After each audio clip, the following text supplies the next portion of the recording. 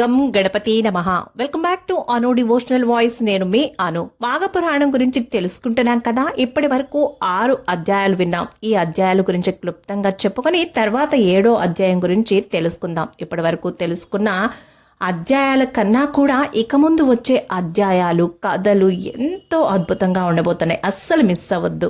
ఏదైనా అధ్యాయం మిస్ అయినా ప్లేలిస్ట్లోకి వెళితే మిస్ అయిన అధ్యాయం చూడొచ్చు. నేను ఏ రోజు కథ లేదా అధ్యాయం ఆ రోజు మార్నింగ్ కానీ లేదా ముందు రోజు నైట్ కానీ అప్లోడ్ చేస్తున్నాను.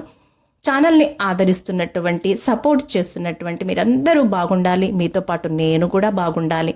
సౌనకాది మహాములందరూ కూడా మనందరి క్షేమం కోసం గోమతి నదీ తీరంలో ఒక మహాయజ్ఞాన్ని చేయాలని నిశ్చయించగా అక్కడికి ఎందరో ఋషులు, పండితులు, పరమాత్ములు, పామరులు, మహర్షులు, మహానుభావులు 12 సంవత్సరాల పాటు జరిగే ఆ మహాయజ్ఞాన్ని చూడడానికి వస్తారు.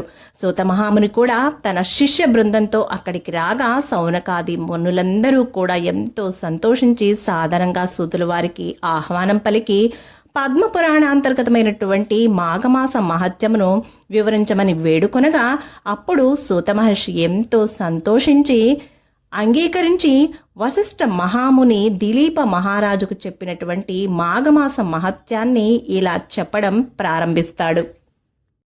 దాని తర్వాత 2వ అధ్యాయంలో దిలీప మహారాజు అడవికి వేటకు వెళ్లడం, అక్కడ ఆయనకి ఒక వృద్ధ బ్రాహ్మణుడు కలిసి మాఘమాస నదీ స్నాన మహిమను గురించి చెప్పి వివరంగా వశిష్ఠ మహర్షిని అడిగి తెలుసుకోమనగా దిలీపుడు వశిష్ఠుల వారిని అడుగగా ఆయన అంగీకరించి మాఘమాస మహత్యమును వివరించే ప్రయత్నంలో భాగంగా సూక్ష్మంలో మోక్షం మాఘమాస నదీ స్నానంగా తెలుపుతూ మాఘమాసంలో చేసే నదీ స్నాన మహత్యాన్ని తెలిపి గంధర్వుని కథ, కౌత్సుని కథ, సుశీల కథలను వివరిస్తూ పెళ్లి చేసుకోబోయే వధువుకు ఉండాల్సినటువంటి లక్షణాలు కూడా మృగశృంగుని ద్వారా మనందరికీ తెలియచేసే ప్రయత్నం చేశాడు కదా. సుశీల మరణం తర్వాత మృగశృంగుడు ఏం చేశాడు, ఏనుగు ఎవరు, ఏనుగుకి శాప విమోచనం ఎలా అయ్యింది అని ఎన్నో విషయాలను ఈ అధ్యాయాల ద్వారా తెలుసుకున్నాం కదా. ఇప్పుడు మాఘపురాణం 7వ అధ్యాయంలో కూడా అనేక అద్భుతాలను తెలుసుకుంటాం.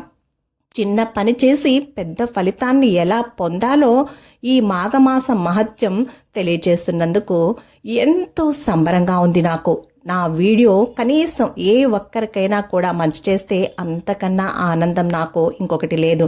వీడియో చివరిదాకా చూడండి, లైక్ చేయండి, షేర్ చేయండి. ఛానల్ని సబ్స్క్రైబ్ చేసుకోకపోతే సబ్స్క్రైబ్ చేసుకోండి ప్లీజ్. మాఘపురాణం 7వ అధ్యాయం. ఏనుగుకు శాప విమోచనమైన తర్వాత మరలా మృగశృంగుడు కావేరీ నదిలోకి దిగి అర్ధాంతరంగా మృతి చెందిన 3 స్త్రీలను గురించి ఘోరమైన తపస్సు చేయసాగాడు. ఆ 3 కన్యలను ఎట్లాగైనా బ్రతికించాలనే పట్టుదలతో యమధర్మరాజు గురించి తీవ్ర తపస్సును చేయసాగాడు.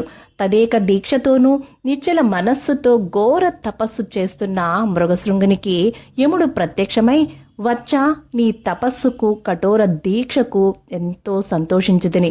నీ ధ్యానము అమోఘము. 3 స్త్రీలను కాపాడాలనే నీ పరోపకార పరాయణతకు ముగ్ధుండయ్యాను. మృగశృంగ, ఒక యమధర్మరాజు గురించి ఇంతటి ఘోర తపస్సును మరెవ్వరూ చేసి ఉండలేదు. నాకెంతో సంతోషం కలుగుతున్నది.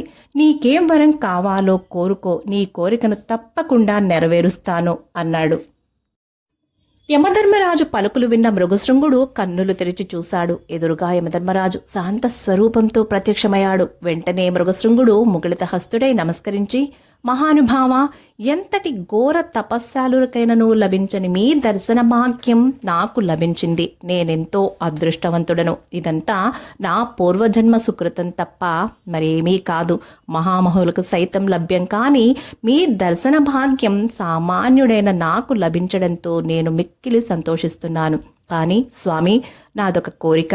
అకాల మృత్యువు కలిగిన ఈ 3 స్త్రీలను బ్రతికించమని మిమ్మల్ని వేడుకుంటున్నాను. ఇందులో కించిత్ స్వార్థం కూడా లేకపోలేదు. ఎందువల్లంటే మరణించిన ఆ 3 స్త్రీలలో సుశీల నాకు కాబోయే ఇల్లాలు కావడమే.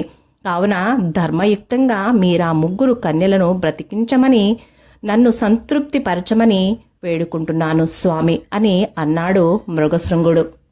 మృగశృంగుని యొక్క మాటలు విని అతని ధర్మ సూక్ష్మతకు మిక్కిలి సంతసించి దయార్థ హృదయుడైనటువంటి యముడు, విప్రోక్తమా, నీ భక్తికి పరోపకారమునకు మెచ్చితిని, నీకు శుభం కలుగుగాక అని దీవించి ఆ ముగ్గురు కన్యలను బ్రతికించాడు.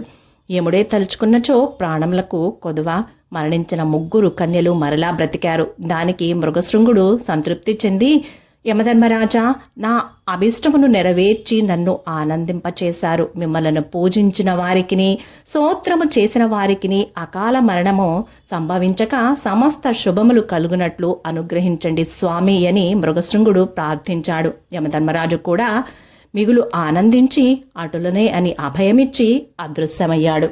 విన్నారు కదండి మాఘమాసం యొక్క మహత్యము గురించి, అలాగే మాఘమాసంలో నదీ స్నానం చేయడం వల్ల కలిగే అద్భుతాల గురించి వీడియో చూసిన మీ అందరికీ కూడా పేరు పేరున ధన్యవాదాలు తెలియచేస్తున్నాను. మరో అధ్యాయంతో మళ్ళీ కలుద్దాం. మళ్ళీ చెప్తున్నాను, రాబోయే అధ్యాయాలు చాలా చాలా అద్భుతంగా ఉంటాయి. మనందరికీ తెలియని ఎన్నో రహస్యాల్ని తెలియచేస్తాయి. మిస్ అయ్యారు అంటే ఆ రహస్యాలన్నీ కూడా మీరు మిస్ అవుతారు. ఏ ఒక్క అధ్యాయం కూడా మిస్ కాకుండా చూడండి.